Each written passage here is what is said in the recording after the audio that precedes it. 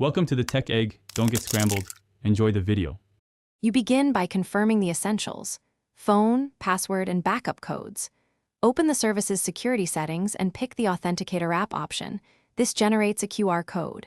Now open your top app and choose Add Account, then scan the QR code. Once scanned, the app will display a 6-digit code that refreshes every 30 seconds. This immediate step links your account to the app, creating time-based one-time passwords instead of relying on SMS.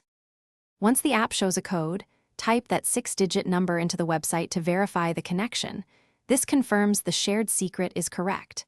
Make sure to download or copy the provided backup codes and store them offline, print, or use an encrypted vault. If the app offers device sync or an account name, label it clearly so you recognize logins later. If available, enable a hardware security key as a fallback. This reduces recovery risk and strengthens your authentication posture. Finish by signing out and performing a full login.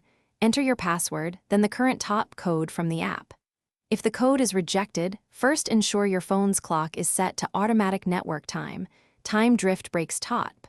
If that does not help, use your saved backup codes to regain access, then reconfigure 2FA. Finally, when you change phones, transfer accounts via the app's export/import, or scan the original QR again, and update stored recovery codes immediately. Thanks for watching. Consider subscribing if I helped unscramble your problems.